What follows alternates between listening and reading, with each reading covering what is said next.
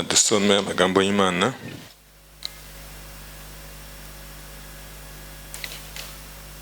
turi buze gusanga mu rwandiko rwa kabiri Pawulo yandikiye abikorinto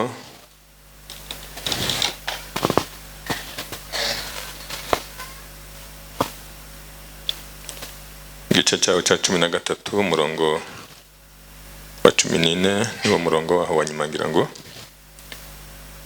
kandi ndatekereza ko umurongo mugize iminsi muri kuwumva. Rwandiko Pawulo yandikiye abakorinto 13 igice umurongo wa 14 mwahageze ni page 188 page 188.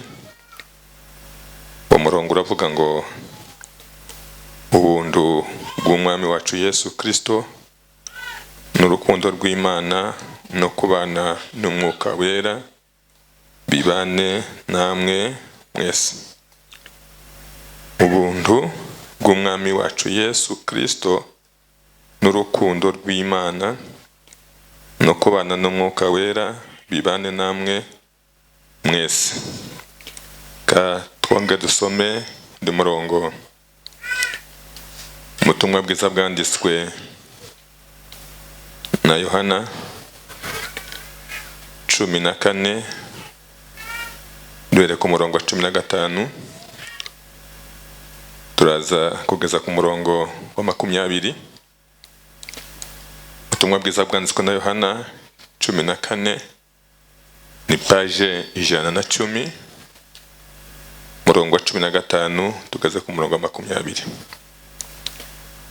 Harabuza ngo ni munkunda muzitondera amategeko yanjye, nanjye nzasaba Data nawe azabaha undi mufasha ukubana namwe ibihe byose, niwe Mwuka w'ukuri. Ntibishoboka ko ab'isi bamuhabwa kuko batamurora kandi batamuzi, ariko mwebweho muramuzi kuko abana namwe kandi azaba muri mwe. Sinzabasiga nk'imfubyi ahubwo nzaza aho muri. Hasigaye umwanya muto ab'isi ntibakimbona, ariko mwebweho muzambona kuko ndiho namwe muzabaho. Uwo munsi muzamenya ko ndi muri Data namwe mukaba muri nge nanjye nkaba muri mwe. Amen. Uwo munsi muzamenya ko ndi muri Data namwe mukaba muri nge nanjye nkaba muri mwe. Imana ishimwe. Dushimiye Imana cyane kubw'ibi bihe Imana igenda itanga mu itorero ryayo, ibihe bidasanzwe, ibihe byo gusenga. Nabashe kumenya kuko muri iki gihe abantu bakeneye gusenga. Abo Satani akibesha ko badafite umwanya wo gusenga ni ikinyoma. Ikinyoma cyambaye ubusa. Hari abantu Satani yabeshe, abesha ko nta mwanya bafite wo gusenga, ariko akabereka ko bafite umwanya wo kuryama bagasinzira, wo kurya, akabereka ko bafite umwanya wo kugira gute, wo gukora siporo, bafite umwanya wo guhumeka. Ninde muri mwebwe wabuze umwanya wo guhumeka? Arahari? Ninde muri mwebwe wabuze umwanya wo kurya? Ninde muri mwebwe wabuze umwanya wo gusinzira? Ariko hari ikinyoma shaka gukura mu bantu. Mwebwe ntabwo nkibakuramo kuko mwebwe mwaje, ariko mugende mubwire babandi bajya bavuga nta mwanya bafite, mubabwire ngo mutunzwe n'ikinyoma cya Satani. Umwanya urahari. Mu besoin primordial, mu bikenewe bya mbere ku buzima bw'umuntu ni ugusenga. Icyo kintu cya mbere kigomba kuba priority, kitaburirwa umwanya. Iyo imirimo yabaye myinshi umuntu ashaka ikiri priority, ikiza mbere. Siko bigenda. Nubwo wabura umwanya, ukabura umwanya wo gukora ibindi, ariko bijya by'ingenzi wagize gute wabashe kubikora. Ubuzima bwacu ikintu tugomba kuza imbere, tutagomba kubura umwanya, ni umwanya wo gusenga. Mubo tutagomba kubura umwanya ni Imana. Uzaburira ibindi umwanya, ariko ntukazaburira Imana umwanya. Abari akaga gakomeye cyane. Nari mbashimiye rero vuga ngo mwebweho cya kinyoma cya Satani mwarakirenze. Imana ibahereze umugisha. Imana ibahereze umugisha. Biragaragara kuko mushaka gusenga, kandi ijambo ryarambwiye ngo abamushaka n'umwete bose bazamubona. Siko birivuga, mushaka Uwiteka bigishoboka ko abonwa, mu mwambaze akiri bugufi. Imana ibahereze umugisha, kandi nashimire itorero ryateguye iyi gahunda. Ni byiza cyane. Hari indi nkuru ikomeye mu kindi cyumweru, turatangira andi y'iminsi 10 ya Pentecote. Mwebwe mwarabanjije, ariko minsi kuwa kane nk'uzabejo tuzatangira, ubanza mwebwe muzakomereza aho ngaho. Abisi bashaka imbaraga z'umubiri bararya cyane. Ntushobora kuba umukinyi utazi kurya. Ba bantu barya nabi ntibashobora kujya mu ruhango rwo gukina umupira. Umupira bashaka ba basore bazi kurya, bagera imbere y'ibiryo bakayubabaza, bikumva ko biri imbere y'umusore, akagenda umubiri akawubaka, yakunyuraho ukagira ngo ni icuma kikunyuze, kuko aba yibitsemo imbaraga zikomeye. Ariko abizera, abakristo, iyo bashaka imbaraga bibuza ibiryo. Bwana asifiwe. Bwana asifiwe. Sinzi ko mucumva neza. Iyo abarokore bashaka imbaraga bibuza, iyo abisi bashaka imbaraga bararya. Iyo bashaka iz'umubiri bararya, iyo bashaka iz'umutima bibuza ibiryo. Muri ibyo byose ushaka iki? Ari imbaraga z'umubiri, ari iz'umutima, ushaka iki? Iz'umutima abazishaka tugire gutya, iz'umutima bazishaka. Voilà, nimba muzishaka muzibuza ibiryo.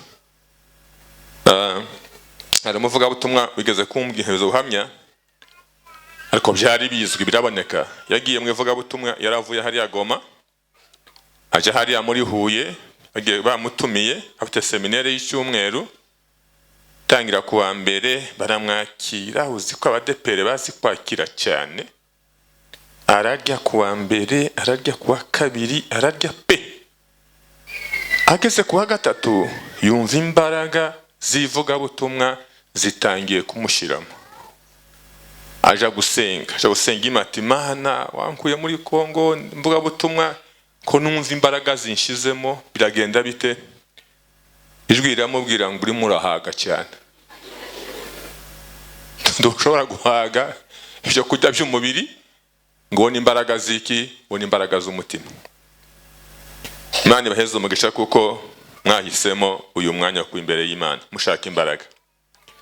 Ariko kandi munashaka n'icyigisho cyiza gusa gikomeye. Sinizera neza kuko mubasha kucyumva mwese mukagishikira. Kuko nimba hari ibyigisho bigoye, ni icyigisho cy'umwuka. Kandi nimba hari abantu batazi umwuka, nabiyita ko ari abanyamwuka. Abiyita ko ari abanyamwuka nibo ba mbere batazi umwuka. Ariko Imana ishimwe kuko mwebwe mwabonye umwanya wo kwiga iby'umwuka. Ndatekereza kuko muzaja kanga Pentecote mufite notion ifatika y'umwuka. Paulo aza gusezera Abikorinto, arabasezera neza. Hari abantu bazabaraga nabi, ariko Paulo wari umunyamwuka. Haleluya. ibyo umuntu afite nibyaraga be, ibyo umuntu afite nibyaraga abana be, ibyo umuntu afite nibyo atanga. Agiye kurangiza uru rwandiko arababwira ngo ubuntu bw'umwami Imana n'urukundo rw'Imana Data no kubana n'Umwuka Wera bibane namwe mwese hatabuze n'umwe. Haleluya. Hatabuze. Ikindi Paulo yari kubaraga cyiza mwebwe mwumva niki? Yabaraze neza, yabaraze nabi. Yabaraze neza. Ufite umubyeyi yaje gufa akakuraga Bibiliya. Uyu mubyeyi wamwishimira? Wamwishimira? Wamwishimira?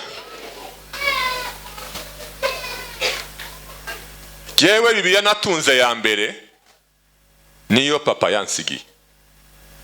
Papa yapfuye ari umujene ariko ansigira Bibiliya. Niyo natangiriye, niyo natunze ya mbere. Ese Bibiliya yangira akamaro ntako yangiriye? Yarakangiriye? Yarakangiriye?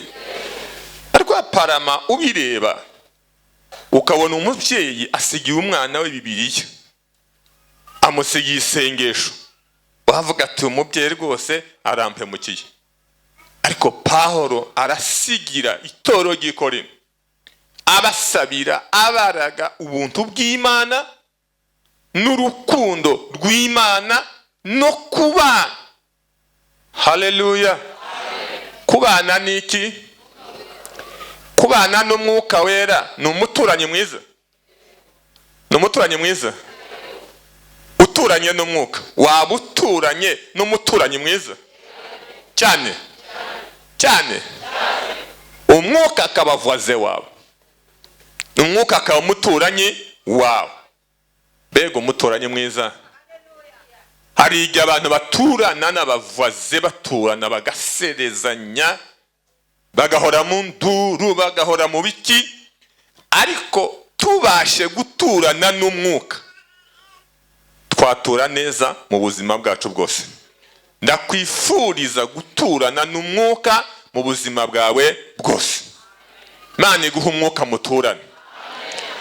Yesu ari mu cyumba cyo hejuru, ryajoro bamufataga, ryajoro bamugambaniraga, ari mu cyumba cyo hejuru nibwo yasezeye abigishwa be. Yohana 14 arababwira ngo ntimukazahagarika imitima yanyu, muzakomeze munizere kandi mwizere na Data. Kwa Data hari amazu. Ndagiye ariko nzagaruka, ngiye kubategurira, nzagaruka mbajyane. Mu gice cya 4 arabaraga ibintu bibiri bikomeye. Yesu ashimwe cyane. Arabaraga ibintu bingahe? Bibiri bikomeye cyane. Ageze ku murongo 5 arabwira ngo nimunkunda muzitondera amategeko yanjye. Aka kantu nshaka kuvuga cyane. Iyo ubwiye abarokoka azatereko mukunda Imana, mukunda Yesu, uwo uvuga ngo ngewe simukunda ninde? Uwo muntu yaboneka? Ariko se uwo uvuga ngo ni bangahe bubaha amategeko ye? Twazamura ibiganza. Reka mabibwiye ngo gukunda Yesu, gukunda Imana si ukwiririmba, si ukuyimba ngo Yesu ni Yesu ndagukunda, Yesu ndagukunda. Never. Hari umuririmbyi uriya w'igihangange witwa Roza Muhando, muri za ndirimbo ze nishagira hari imwe mwese muzi ivuga ngo Yesu we nakupenda. Yesu? Yesu we nakupenda. Nuko ntabasha kwigunkumura ngawe. Kama vile unanipenda sasa nakupenda, kisha tena ukatoa uhai wako nakupenda Yesu.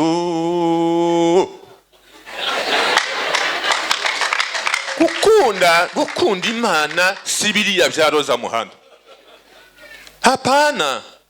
nubwo watangira mu gitondo bukeye uvuga ati Yesu ndagukunda, Yesu ndagukunda, ukageza nimugoroba, nta kintu na kimwe kigaragaza kuyikunda. Gukunda Imana ni ukwitondera amategeko yayo.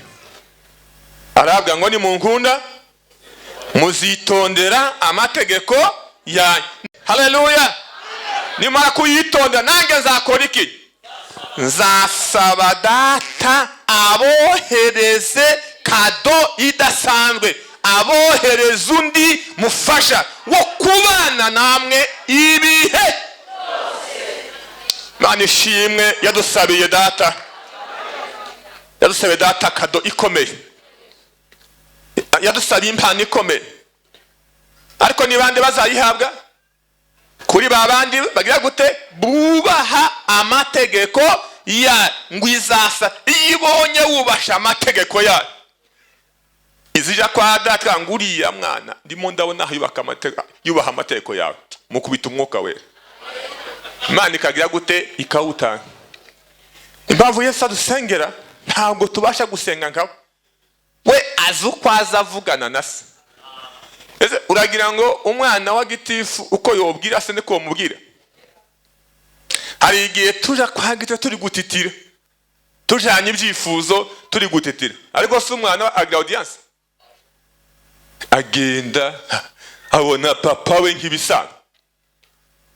Waba ukomeye mu rugo, waba ufite authority ikomeye, ariko umwana wawe azi imbere yawe akakubwira uko ashaka kuko uri papa we. Ko niko na Yesu yavuze ngo mwebwe ntimushobora, ariko nzasaba Data aboherereze undi mufasha wo kubana namwe iminsi ngahe? Iminsi ibihe byose. Ariko avuga ijambo nkunda cyane, aravuga ngo niwe mwuka w'ukuri, ntibishoboka kwa bisi bamuhabwa kuko batamurora, batamuzi, ariko mwebweho muramuzi, muramufite. Haleluya.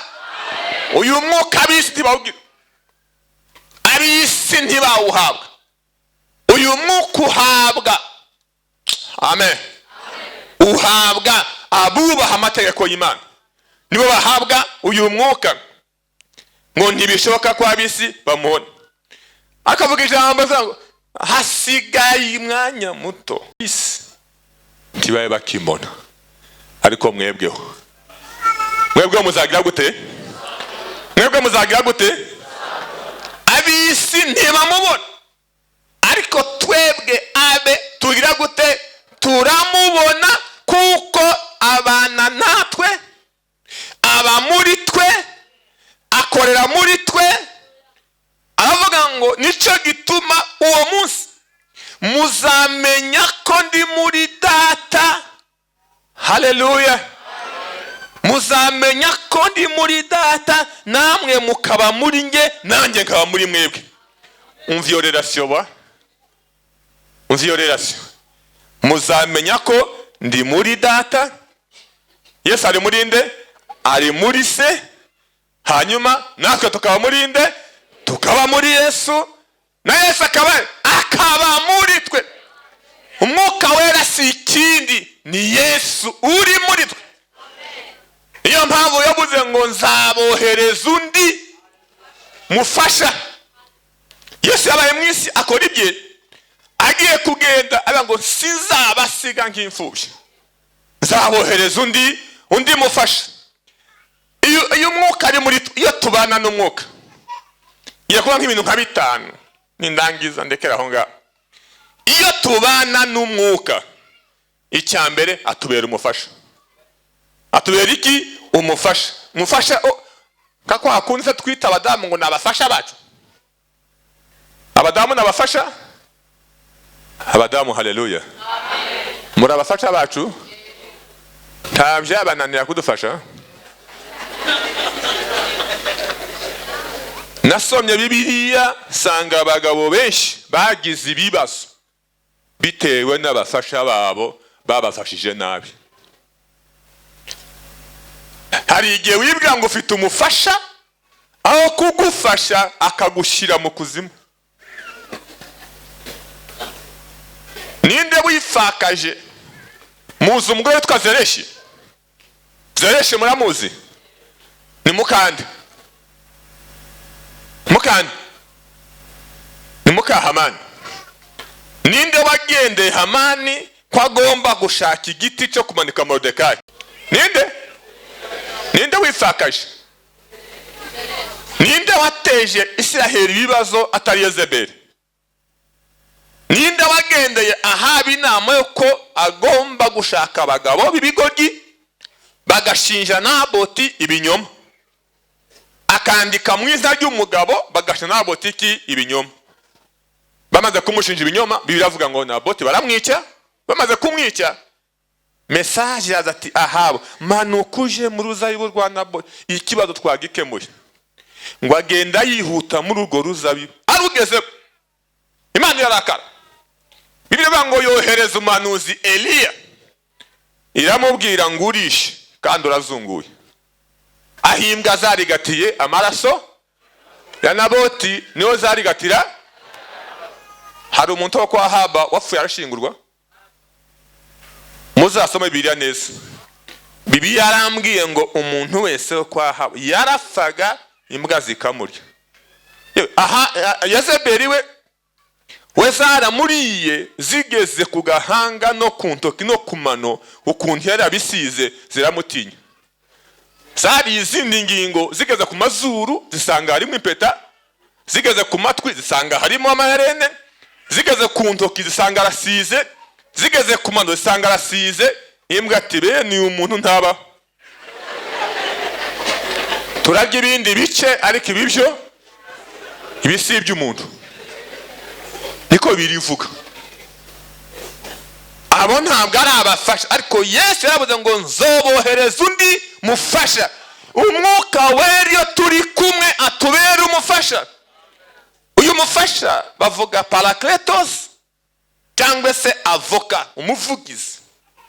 Ni umuntu wabaga uri hafi y'umuntu ugiye kuburana, akakwegera akakugenda hafi, waje kuvuga ibitari byagasama amagambo akayagorora akayatunganya. Ako niko kamaro k'iki ka avoka. Avoka ni umuntu ushobora kwishyiraho ibyaha byawe, akishyiraho urubanza rwawe. Na Yesu niko yabigenje, yishizeho ibyaha by'abari mu isi. Uwitwa Baraba arafungurwa, Yesu arapfa.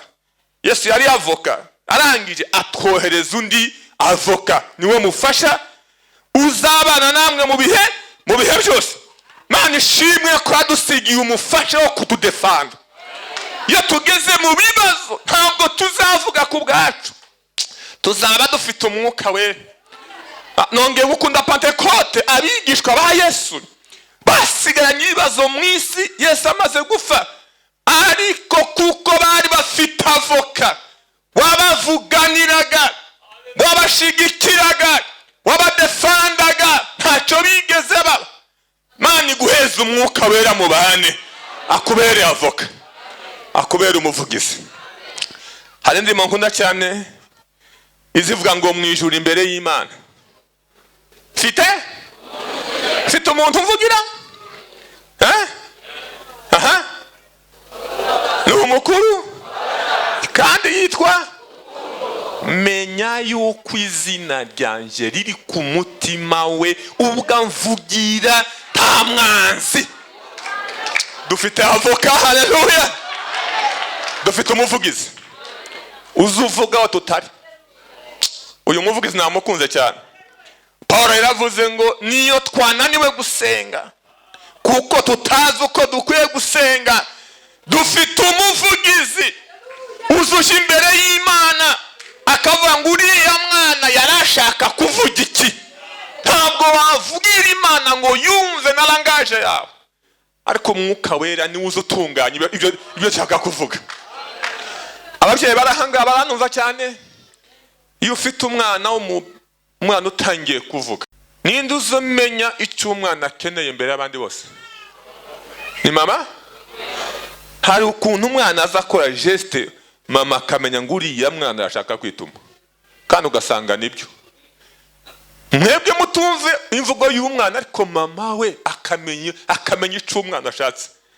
Imana yadusigiye umwuka ngo abane natwe, azamenya ibyo dukeneye abibwira Imana data.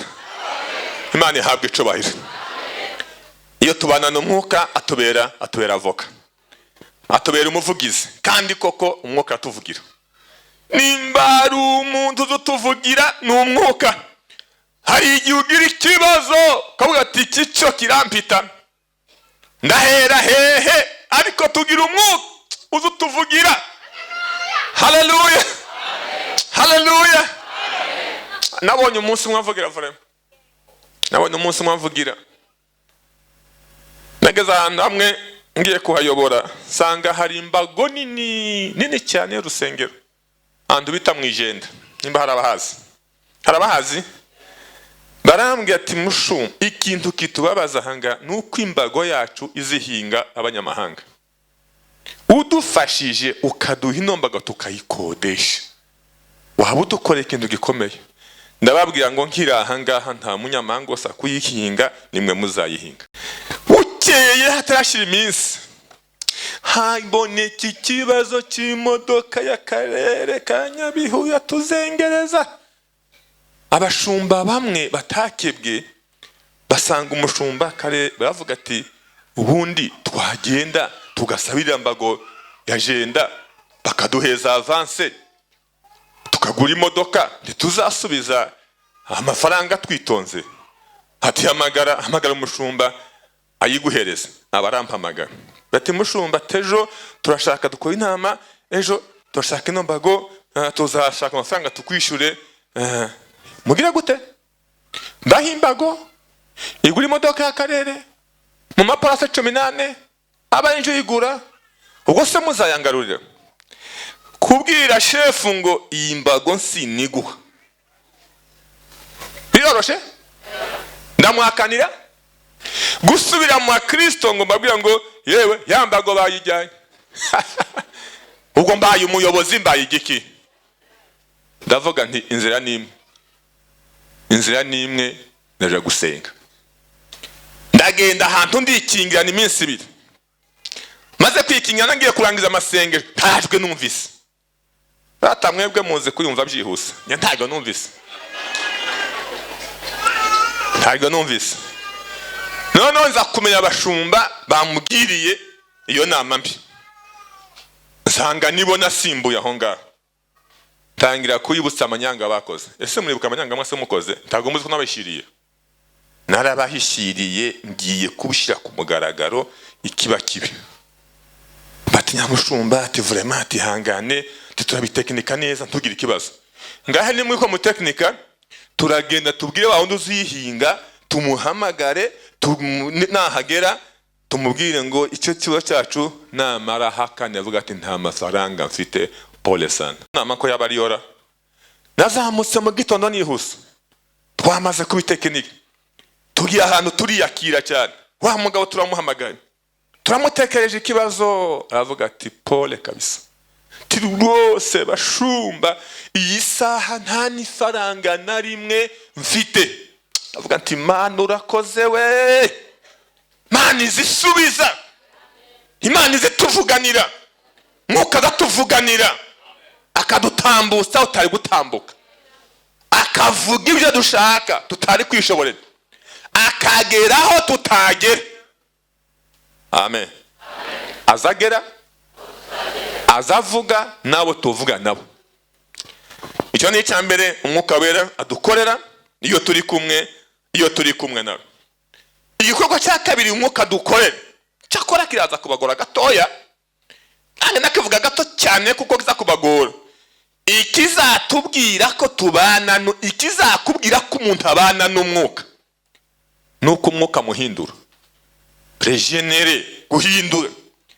Ari igihe bavuga ati yewe sinzavuga ku ndimi, abandi bagasenga bakazamura amaboko bakagira gute, bakavuga ku ndimi. Wewe reka da, ngira umwuka, ntawo ngira. Abandi bahawe umwuka, yewe ntawo nahawe. Byaba ngombwa bakavuga ku ndimi, byaba ngombwa bagahanura, byaba ngombwa rwose bakerekana ibikorwa by'iki by'umwuka.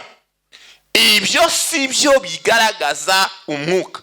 Kizakubwira ko umuntu abana n'umwuka nuko umwuka muhindura, kandi akamuhindura kugira ngo ase n'ishusho yande ya Kristo. Amen. Ayiho murasigara gatoya kuko kubyumva kwanyu biragoye. Yesu yabaga n'abigishwa bavuga ngo baba imyaka 3 n'igice, abandi bakavuga 3, ari kumwe n'iki n'abigisha. Icyo yaza bakorera, yaza bahindura ngo abakuremo ya kamere ya kimuntu, abashire mu ishusho batakaje y'Imana kuva muri Edeni. Maze kubahindura aragenda aravuga ati namwe mugende muhindure abantu bose bo mwisi, kuko maze gute mumaze guhinduka. Paul yandika Abakolosayi 8:10 akavuga ngo mukambara umuntu mushya uhindurirwa kuba mushya kugira ngo agire ishusho n'ubwenge byande byiyamuremye. Umwuka wera ntabana natwe ngo aze gose kuza ngo ndi umuhanuzi, ndi umuvuga butumwa, ndi igiki. Umwuka wera yageze mu muntu aramuhindura. Wavuga kundimi utazivuga, wahana utahanura, umwuka wera mu bana agira gute araguhindura. Aramugani muzamuca ngo ihene mbi tawe yizirikaho, ariko inziza wagira gute. Igihe cyose umuntu azasa nawo bajyana, umuntu azasa nawo bahorana. Iyo ubana n'Imana usa nayo. Muri byavuze ngo bose bazamenya kubana bareke bitabe umwuka naba muri mwebwe. Ikizababwira ko umwuka yaje nuko azahinduka. Mu bantu babaye babi n'uwitwa Paul akiri Sauli mugani wanyu. Muzamuvuga neza mutarakizwa uyari Sauli amaze gukizwa. Ese azakizwa izina hakizwa umuntu akizwa, ariko Paul hakijijwe izina. Atarakizwa yarinde amaze gukizwa. Yes, yari mubi pe. Naho ubwo arabihamya aravuga ngo nubwo nigeze kuba mubi, umutukanyi, umwicanyi, umugambanyi, ariko Yesu yagize gute? Yesu yarambabari. Ndashimira Kristo Yesu wambashishije akabona ko ndiwo kwizerwa, akangabira iki, akangira. Yesu amaze kwiyereka Sauli, umwuka amaze kumusanga, Bibiliya iravuga ngo Sauli umwuka umaze kumuzamo yatangiye ivuga butumwa, abantu bakamuhunga ati si wa wundi tuzi wamaze abarokore. Ariko Yesu avuga ngo ntimutinye uriya mugabo, yamaze kuba igikoresho cyanje. Iyo umwuka wera kugezemo aguhindura kuba igikoresho cy'Imana. Haleluya. Imana ikugira igikoresho cyayo, Imana iguhindure changement. Kandi uko guhinduka mu yandi magambo wagiza kuvuka ubwa kabiri. Yesu yagana Nikodemo aravuga ati ntibishoboka ko umuntu yakwinjira mu bwami bw'Imana ataravuka ubwa kangahe? Ubwa kabiri. Nikodemo ntabwo yabyumvaga, nubwo ari umwarimu ntabwo yabyumvaga. Iby'umwuka bifa kumva gusa ari wese, ndaza kubigeraho.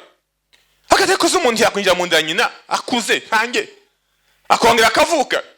Yesu aramubwira ngo nutabyarwa n'umwuka n'amazi ntabwo uzinjira mu bwami bw'Imana.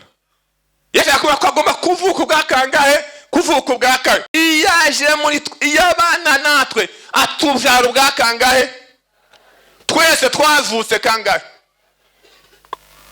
Twabuze kangahe? Sure. Twese twavutse hehe?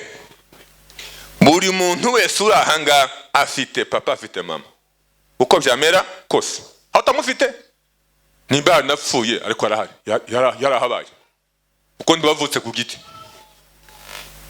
Yarakubyaye mu muryango runaka, akubyarana kamere zose zishoboka za kimuntu. Yesu yabwiye Nikodemo ngo ikibyarwa n'umubiri n'ikibyarwa n'umwuka witangazwa ko kubw'ivyo ngivyo. Papa na mama batubyaranye kamere za kimuntu, ariko iyo umwuka tubyaye atubyarana kamere y'Imana. Niyo mama ngo nutavuka ubwaka ntuzinjira mu bwami bw'Imana. Uko biri kose byaba bigoye kugira ngo umuntu abyarwe na se na nyina nabo abura akantu gato yakura kuri se cyangwa se yakura kuri nyina. Birashoboka? Birashoboka? Tuse na papa, tuse na mama, ukabura akantu gato wabakuraho. N'ababyawe n'umwuka baba bafite uduke tubumana. Nicyo umwuka aza gukora, aduhindura akaduhereza kamere y'iki? Kamere y'Imana. Kubana n'umwuka si ibindi, ni ukuduhindura tugasa nande? Tugasa n'Imana. Iyo tumaze gusa n'Imana, haleluya, aduheza umutima wo guhoza umutima wacu kubiri hejuru. Paulo avuga ngo niba mwarafanye nawe mukazuka nawe, muje muhoza umutima hejuru aho data tubashe gutekereza ijuru utaravutse n'ijuru, utarabyawe n'ijuru. Icya kabiri, tukabasha kuba umwuka atuyobora kuba mu buzima bw'ejuru, kuko Imana ari yera. Adushiramo karaktere kamere y'iki? Yo kwera, kuko Imana ari iki? Ari yera. Bwana asifiwe. Adushiramo kamere ziki? Dukeneye kubana n'umwuka ngo adushiremo kamere ziki? Z'ubumana. Icya gatatu, iyo turi kumwe n'umwuka aratuyobora. Yohana 16:13 aravuga ngo umwuka w'ukuri naza azabayobora mu kuri. Nta muntu wayoba ari kumwe n'umwuka w'Imana. Nubona umuntu yarayobye, zumye ko nta mwuka agira. Reka mbabwire inkuru mwese muzi cyane. Nowa ari mu nkuge kugira ngo amenye kuko amazi yakamye ku butaka, yakoze iki? Bibiliya ivuga ngo yohereje igikona kuja kureba ko amazi yagize gute? Cyaragiye?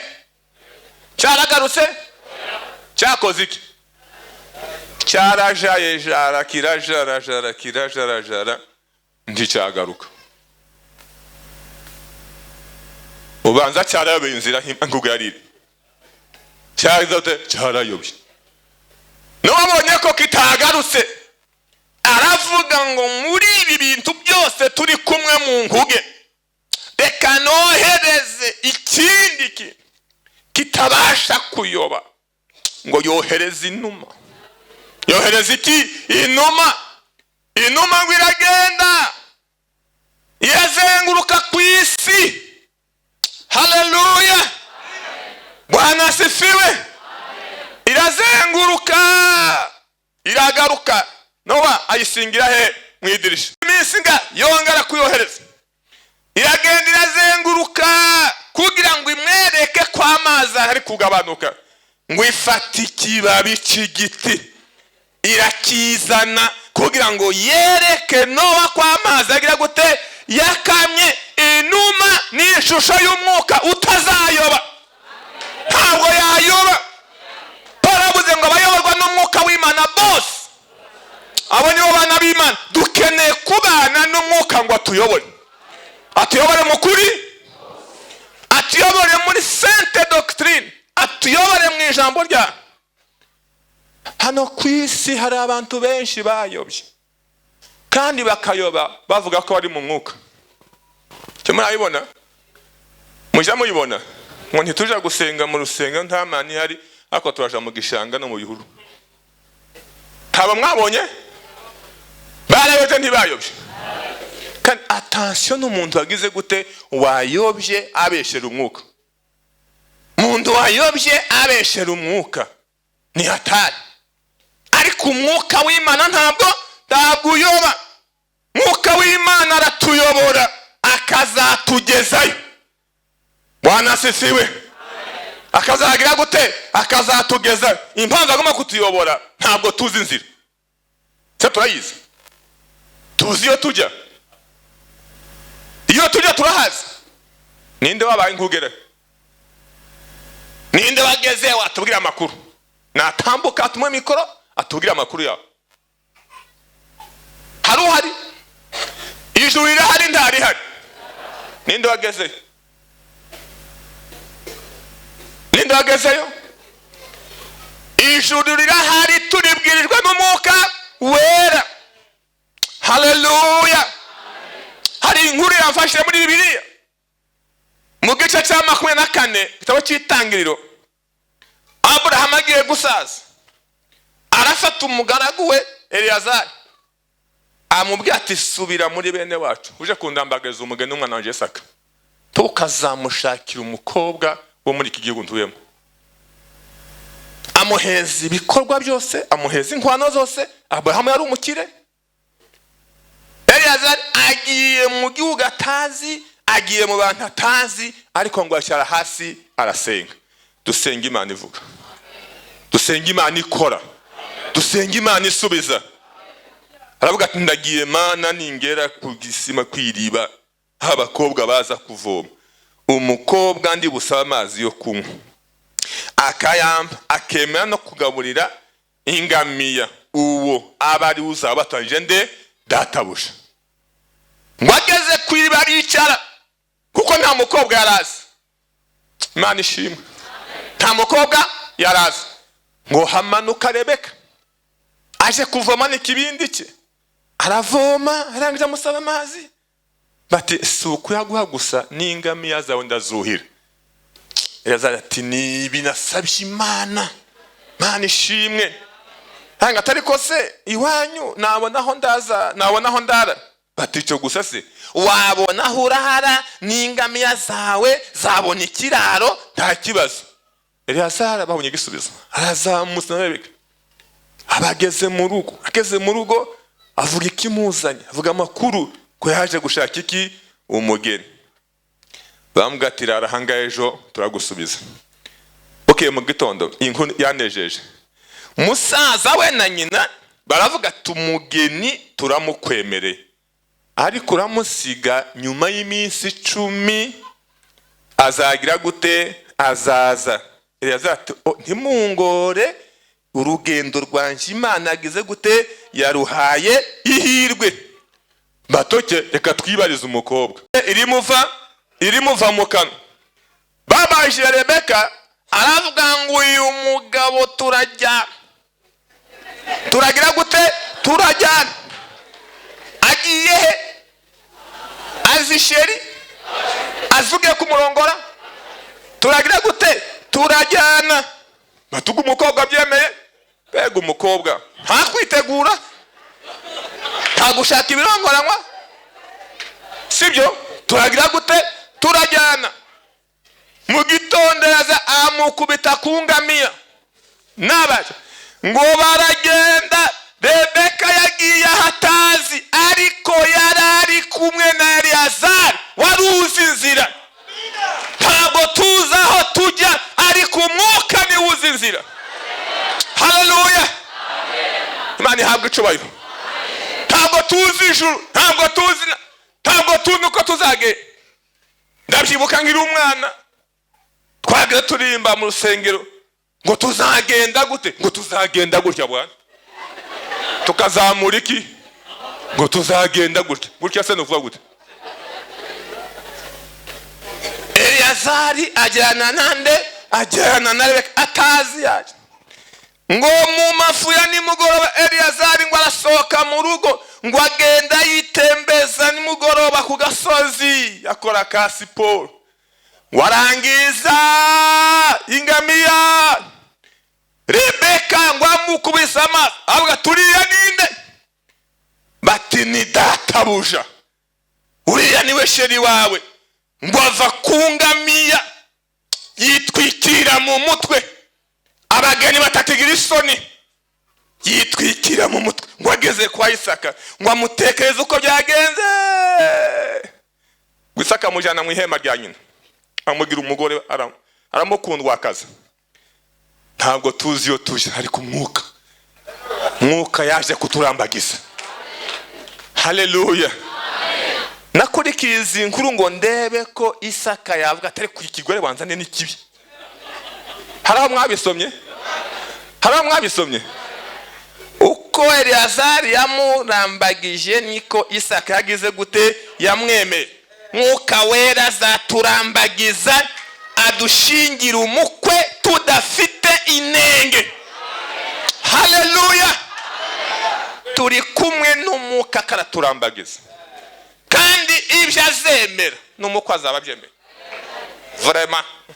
Umwuka nakwemera n'umukwe azakwemera. Umwuka nakwemera n'umukwe azagira gute? Ta comprene y'umukwe.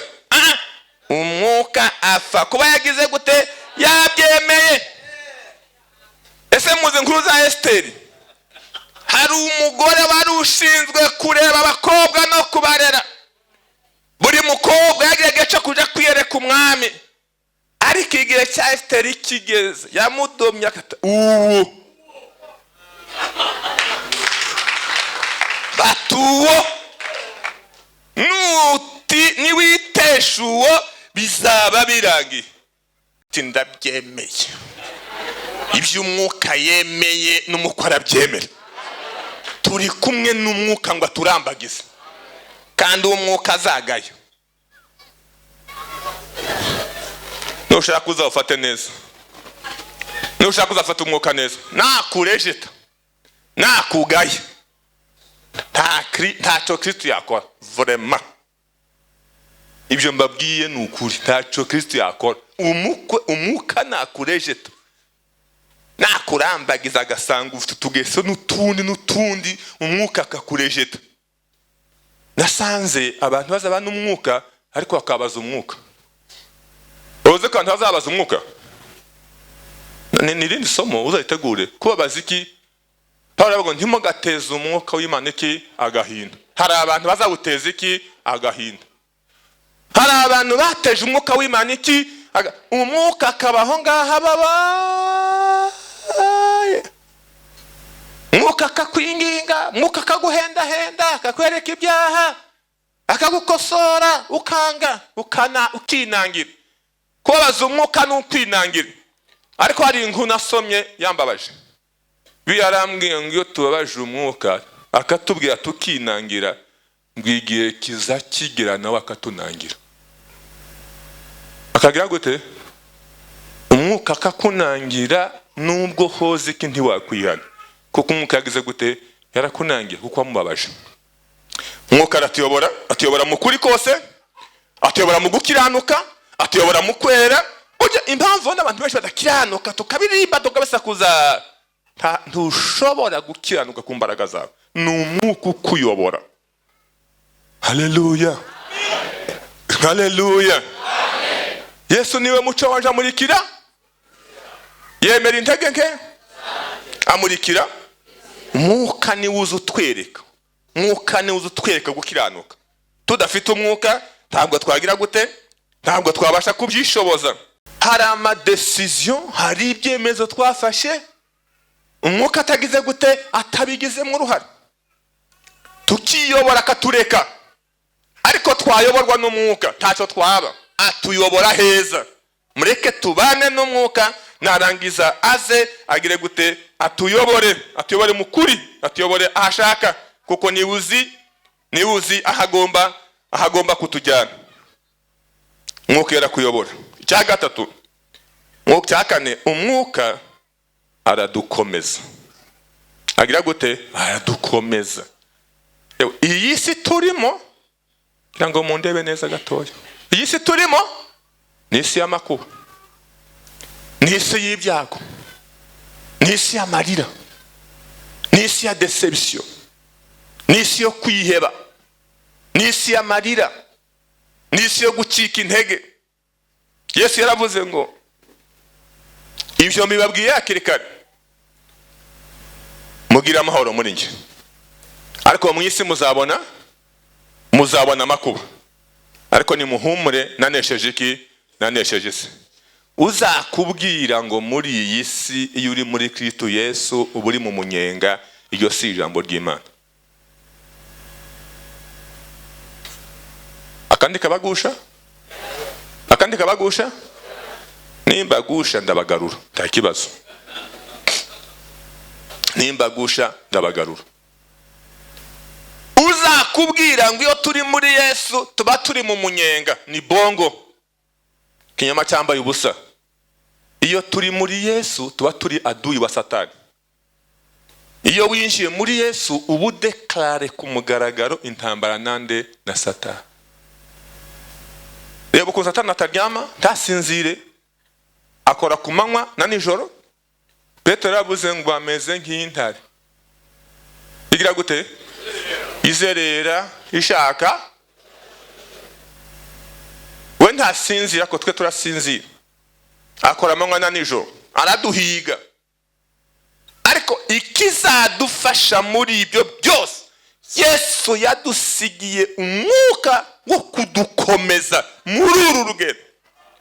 Yesu yarazi ko muri tuzakena kandi tusenga. Tugira gute? Tugakodesha imyaka, tukasazira mu bukode dusenga y'icumi. Cyakora umuntu wasubirwe vuba ahubwo ati ntabwo usenga.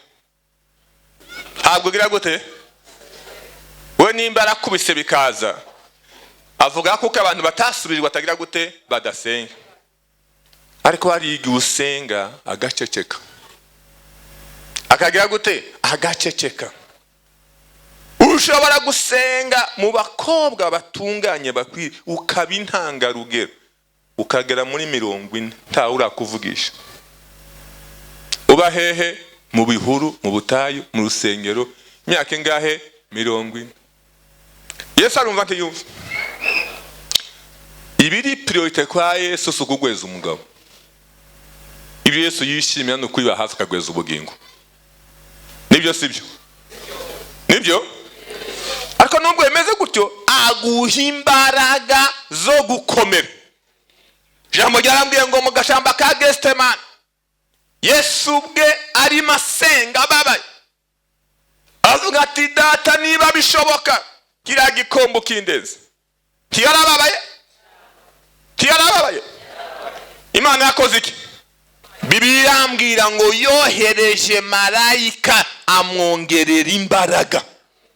Umwuka Wera twongerera imbaraga. Yaba atabaga Umwuka Wera tuba twarasaze. Hari ibibazo duhura nabyo bikaba byagusaza, wumva ugiye kwiruka, Umwuka Wera akaza ati mwana wanjye ndakuzi. Ngize gute? Uteka nihanganya ndi meza. Waje gucika intege ati biranga, ati mwana wanjye, ati ndaje. Ndahuruye, ngire gute? Ngo atabare. Nkunda Yesu cyane. Iyo tugeze mu bikome igihe cyose atubwira imvugo nziza yo kudukomeza. Dukeneye umwuka ngo dukomeze. Ukeneye umwuka wo kugukomeza. Yaba atari umwuka wosara, dushingiye ku bibazo by'iyi si, utari kumwe n'umwuka wasara, azagira gute? Azadukomeza.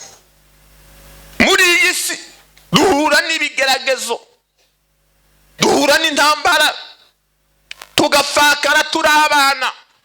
Akabyemera? Azabyemera? Ninde muntu waba warasenze nka Ana? Yafaka yafite imyaka ingahe ashatse? 7. Tiyarakiri umukobwa muto. Ariko Imana yemeye ko afakara yibera mu nzu y'Imana. Imana irabyeme ariko amuha imbaraga. Imana iduha Umwuka Wera ngo adukomeze. Mu byo duhura nabyo byose aduha umwuka ngira gute? Ngo adukomeze. Nico umwuka adushaka. Tudafite umwuka yatwananirwa. Sikumenya ibyavuze ngo tudafite umwami Yesu zagira gute? Zaduhindura. Ingabo za Satani zirakomeye. Tudafite umwami Yesu zagira gute?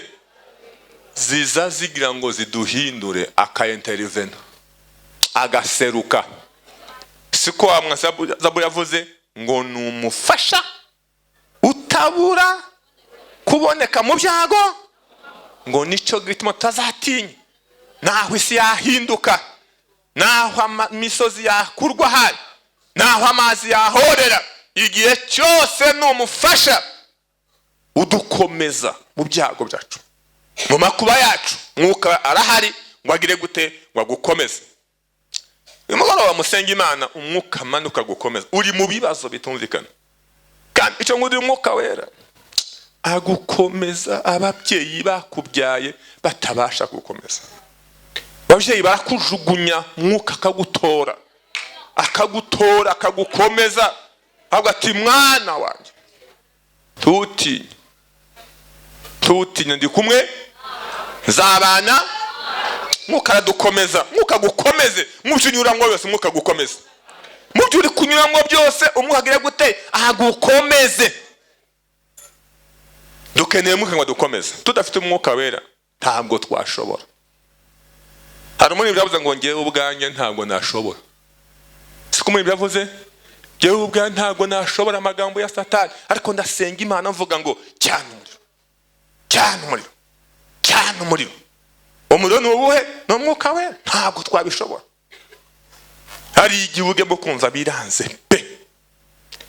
Yewe na Eliya yageze aho ngaho biranga. Hari umuntu wasegaga nka Eliya, amaze gusenga, Imana imanura umuriro, utwika iki cyane. Abantu batatu ngiye Imana, iyo ni Imana, iyi niyo Mana yande ya Eli. Ariko mu kanya gato Yezebeli avuze, yafashe ishyamba, yafashe iki, acitse intege, arihebye, ageze mu ishyamba ashaka igiti cy'umurotemu, avuga ati nahanga ngomba kurangiriza urugendo, kufa bindutiye kubaho, ntabwo nduta basogokuruza bapfuye. Arasenga ati nahanga. Ariko Imana izidukomeza, Imana izimenya ko twacitse intege. Haleluya. Imana izimenya ko twacitse intege, yohereza marayika wayo. Iza yohereza marayika, wazana umutsima, sana agacuma k'amazi, agatereka ku musego, aramubwira ati Eliya byuka urye. Wagira gute? Azaduhembura. Haleluya. Twihebye twisabira gufa. Hari igihe wagezemo uravuga ati gufa bindutira kubaho. Nta muntu wigeze wisega sengesho, ariko uyu munsi akaba asenga ati Imana mbabarira nasenze nabi, mbabarira nasenze nabi. Eliya yasenze nabi, ngo arajya yamaze kurya, ngo arongera kandi ati nahanga, ngo arongera kandi ijuru yamanuka, ramubwira ati byuka urye, urugendo ruracyari rurerure, uracyafite umurimo, uracyafite misiyo. Imana iziduhembura, Imana izidukomeza muri uru rugendo. Imana ihabwa icubahiro kubw'imbabazi zayo, kubw'ubuntu bwayo. Igira gute? Izidusura, ikadukomeza twananiwe, twacitse intege. Icya gatanu, Imana iziduha imbaraga. Iduha iki? Akako nashaka mukumve, iduha iki? Imbaraga. Nakunze Yesu cyane, yabwiye abigishwa ati amaze kuzuka, mugende amahanga yose, muhindure abantu bose abigishwa, abaheza misiyo, kunavuga ubutumwa. Ariko munsi yagendaga avuga tumve rero, murindire Yerusalemu, muramenye timukazaze hehe Yerusalemu mutarahabwa ijwi datagize gute yasezeranije batoke. Iki se nicyo gihe wenda kugarura ubwami mu Bayuda. Arahabwa ati muzahabwa imbaraga umwuka niyamanukira, nibwo muzabagabo. Dukeneye imbaraga z'Umwuka Wera, tukabagabo nyabagabo. Izi mbaraga abigishwa nuworangiriza ahangaha biba bimaze. Abigishwa ba Yesu bahawe izo mbaraga, bahawe izi mbaraga umunsi wa Pentekote mu gice cya kabiri kw'intumwa mu gice cya gatatu. Umva icyo imbaraga zakoze. Bibiliya iravuga ngo Petero na Yohana bagiye gusenga, haleluya. Umwuka duha imbaraga, umwuka duha imbaraga. Ngo bagiye gusenga mu rusengero ngo basanga ikirema. Bibiliya avuga ngo cyari kimaze imyaka 40 isaga ari ikirema. Kiba hehe? Ku rusengero, gitegereje gusabiriza abinjira mu rusengero. Kigeze aho ngaho ba Petero bahageze, ni amakuru muzi cyane. Barakibwira ati ifeza n'izahabu ntabyo twifitiye, mbega gutumbira abagabo bambaye neza, uzi ngo baragusigira quelque chose gifatika. Ukumva ngo nta feza, ukumva ngo nta niza. Nimba hari ikintu gikintege ni ukubona umuntu watekeza ko ugira akamaro ugasanga nawe ni hahandi. Mayibobo hari Muhanga, hari muri gare ya Muhanga, haje umubose afite imodoka agiye guparika. Mayibobo yahageze, bati wampaye igiceri boss, ndufite imodoka, ati wampaye 50. Umva igisubizo cyiwe, urabona koko nabona 50 sha? Tiyabona 50, ariko afite imodoka kandi yaraje kumwa essence. Urumva ko Mayibobo yihebye, iki kirema kiriheba ko ntaco Petero na Yohana bagize gute bakima. Ariko bavuga ijambo rikome, icyo dufite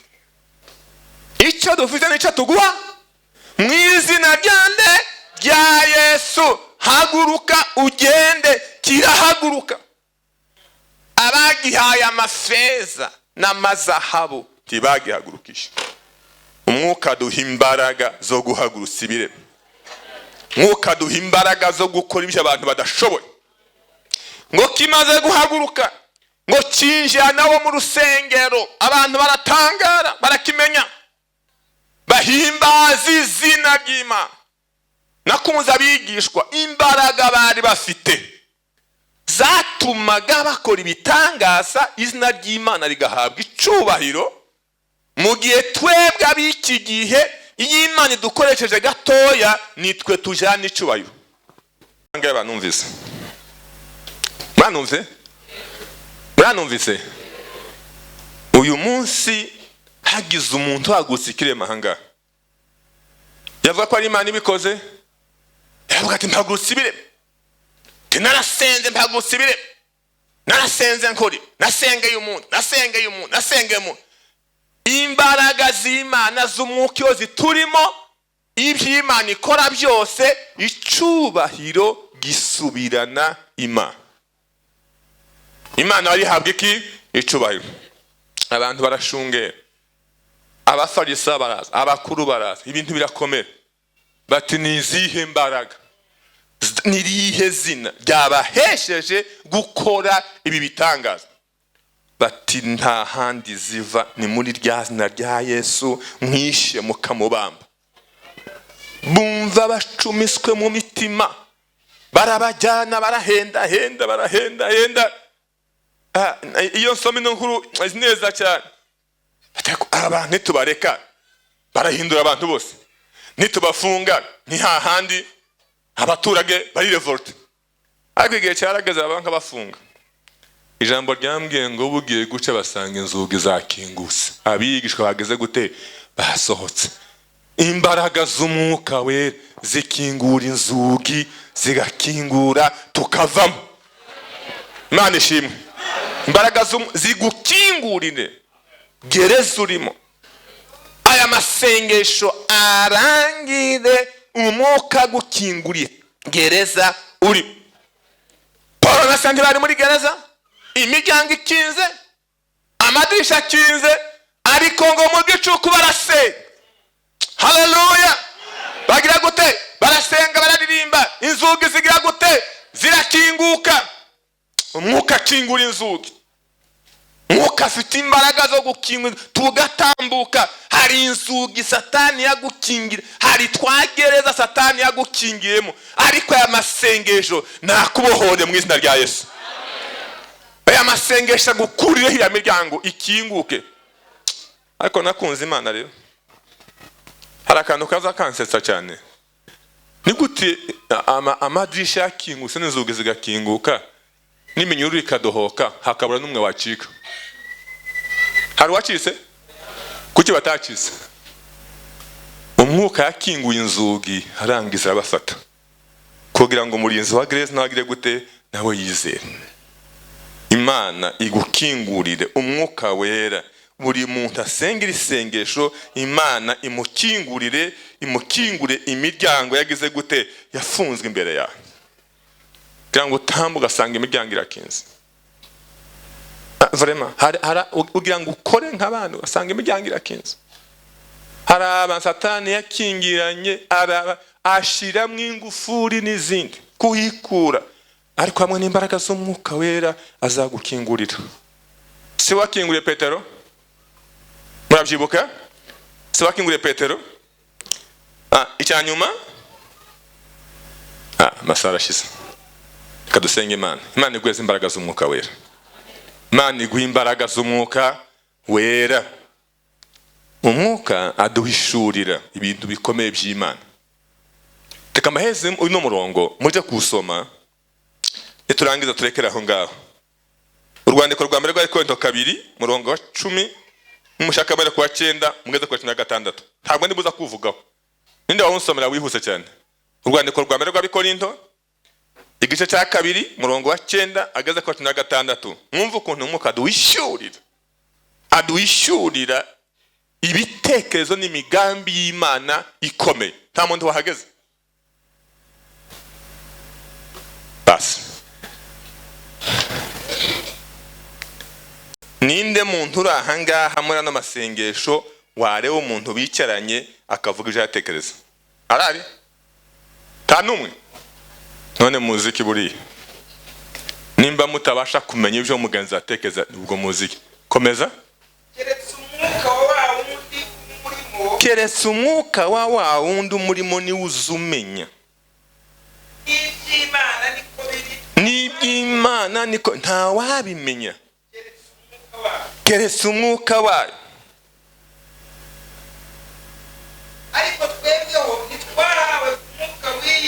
ntitwahawe ku mwuka w'isi, ahubwo twahawe ku mwuka w'Imana. Twahawe umwuka uva ku Mana kugira ngo tumenye iby'Imana yaduhereye ubuntu mu bwenge bwacu. Imana ibiduhera ubuntu ngo tubimenye.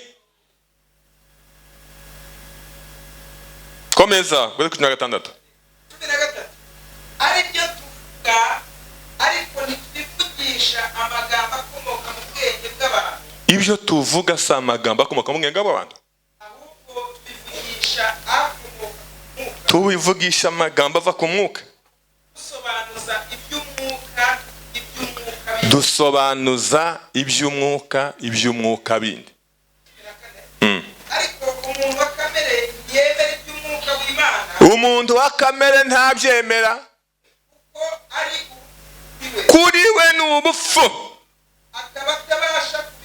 akaba atabasha kumenya iby'umwuka. Bisobanurwa mu buryo bw'umwuka. Ariko umuntu w'umwuka arondora byose. Umuntu w'umwuka azarondora byose. Nyamara we ntawamurondora. Mbese ninde wigeze kumenya icyo Uwiteka atekereza? Ninde wigeze kumenya icyo Uwiteka atekereza ngo amwigishe? Nyamara twebwe dufite gutekereza kwa Kristo. Haleluya. Twe dufite gutekereza kwa nde? Ija muri Matayo 11:25. Matayo 11:25. Umva amagambo Yesu yavuze akomeye. Matayo 11:25.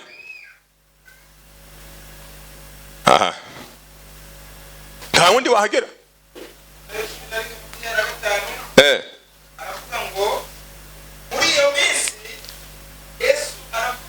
Muri iyo minsi Yesu aravuga ati ndagushima data umwami w'ijuru n'isi, wahishe ibi abanyabwenge n'abahanga, nibyo ukabimenyesha abikoresha abana bato. Imana ishimwe ko yabihishe iby'umwuka, abishe abahanga, ibahishe abanyabwenge, ariko ibihishurira. Ibihishurira abande? Warabona umuntu utarize, umukecuru utari no gusoma Bibiliya n'indirimbo, muje guse akakubwira amateka yawe yose, ati umwuka arambwiye. Nibyo ra? Nibyo? Biba byavuye he? Umwuka duhishurira amabanga yose y'Imana. Imana iguheza umwuka ibashe kuguhishurira. Igihe cya Daniel na Nebukadineza ababwiye gusobanura inzozi, nimba atayisobanuye abanyabwenge bagira gute? Biyicwe. Daniel amaze gusenga yarabati, mwami ibi bintu wadusaba nta muntu wabimenya, kesa babwamo n'umwuka w'Imana zera, nta wundi wabimenya. Imana ibaha umwuka wo guhishurirwa. Imana ibaha umwuka wo guhishurirwa. Imana ibaha umwuka w'imbaraga. Imana ibaha umwuka wakomeza. Imana ibaha umwuka bakomeza. Imana ibaha umwuka ubayobora. Imana ibaha umwuka wo kubafasha muri uru rugendo abayobore azabageza mu bwami. Bakadusenga Imana.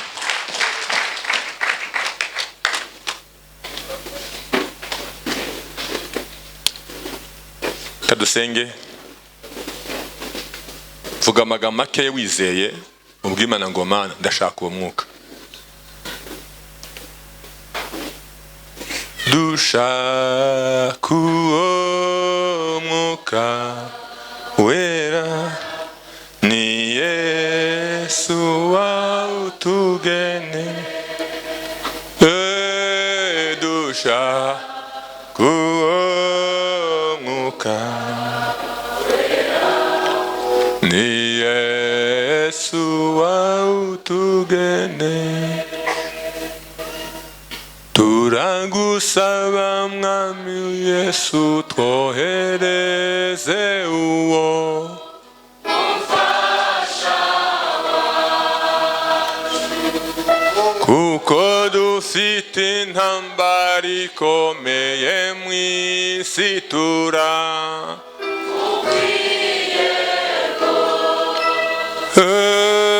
Dushaka uwo mwuka wera, ni Yesu. Mwami Imana yacu, Imana isa umwami wacu Yesu, Imana wadukunze urukundo ruhoraho, ukadukuza ineza yawe, ukadukuza ubuntu bwawe bukomeye.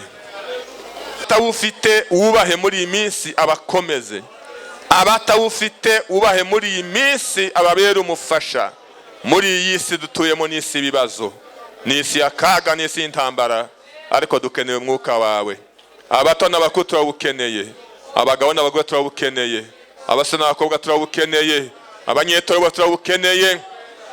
Turawukeneye amatorero yacu, turawukeneye mu gihugu cyacu, turawukeneye amadiyakoni bacu, turawukeneye amaririmbyi bacu, turawukeneye abayobozi bacu. Dukeneye umwuka wera Mana, turawushaka, turawifuza. Muduhe, mutwoherereze, kuko n'umufasha ukomeye. Urakoze kuko ubyemeye kandi kubikoze, tubisenze twizeye mu izina rya Yesu mwami. Amen.